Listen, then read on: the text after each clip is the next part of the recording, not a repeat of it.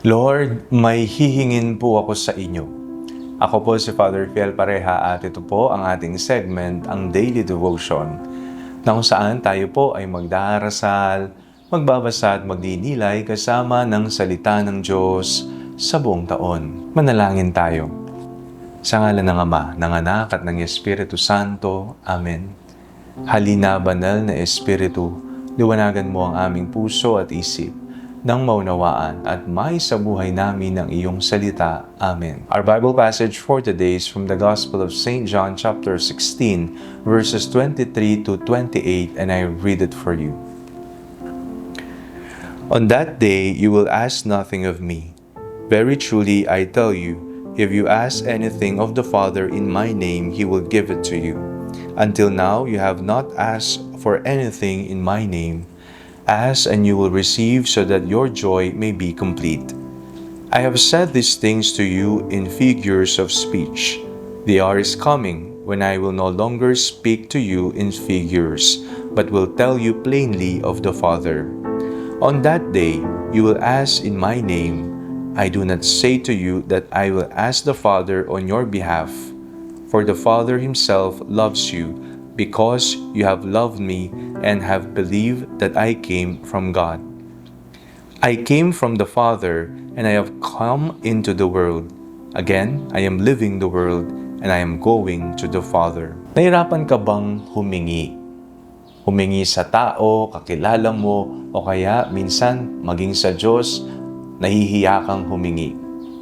May ilan na iniisip, baka hindi ako pakikinggan, baka hindi ako karapat-dapat, o kaya naman paulit-ulit tayong nananalangin pero parang walang sagot.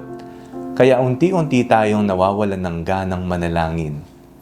Sinabi ni Jesus, anumang hingin ninyo sa Ama sa aking pangalan ay ibibigay niya sa inyo. Hindi po ito ibig sabihin na ibibigay agad-agad ng Diyos lahat ng gusto natin. Hindi rin po nangangahulugang parang mahika ang panalangin. Ang nais ipaalala ni Jesus ay may Ama tayong nagmamahal at handang makinig sa atin. Napakalaking biyaya na maari tayong lumapit sa Diyos ng may tiwala. Sa panahon ni Jesus, marami ang natatakot lumapit sa Diyos dahil nakikita nila siya bilang malayo at mahigpit. Ngunit ipinapakita ni Jesus na ang Diyos ay isang Ama, mapagmahal, mahabagin, at laging bukas ang puso sa kanyang mga anak. Kapag ang isang bata ay may kailangan, lumalapit siya sa kanyang ama o ina ng buong tiwala. Hindi niya iniisip kung tatanggapin ba siya. Alam niyang mahal siya. Ganyan din sana tayo sa Diyos. Hindi tayo dapat matakot lumapit sa Kanya dala ng ating kahinaan, problema, takot at pangarap. Pero may mahalagang bagay tayong dapat maintindihan. Ang tunay na panalangin ay hindi lang tungkol sa paghingi ng gusto natin.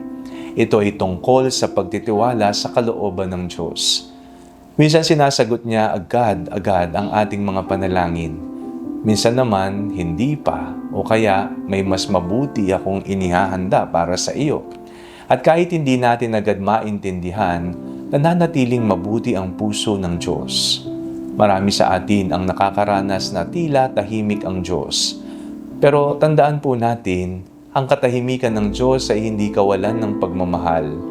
Maaring may inihahanda siyang mas malalim na biyaya kaysa sa ating inaasahan. Sinasabi rin ni Jesus, mahal kayo ng Ama. Yan ang sentro ng lahat. Kaya tayo nakakapanalangin, kaya tayo may pag-asa, dahil mahal tayo ng Diyos. Hindi tayo estranghero sa Kanya. Tayo ay Kanyang mga anak. Kaya huwag tayong magsawang manalangin. Huwag tayong matakot humingi. Sapagkat ang tunay na panalangin ay hindi lamang paglapit sa isang makapangyarihang Diyos. Ito ay paglapit sa isang Amang mapagmahal. Kapag ang panalangin ay nanggagaling sa pusong nagtitiwala, walang dasal ang nasasayang sa harapan ng Diyos Ama. Manalangin tayo. Ama naming mapagmahal, salamat po dahil lagi mo kaming pinakikinggan. Turuan mo kaming manalangin ng may tiwala at pananampalataya. Kapag tila tahimik ka, Bigyan mo kami ng pusong marunong maghintay at magtiwala sa iyong kalooban. Sa ngalan ni Jesus na aming Panginoon. Amen. Sa ngalan ng Ama, ng Anak at ng Espiritu Santo. Amen.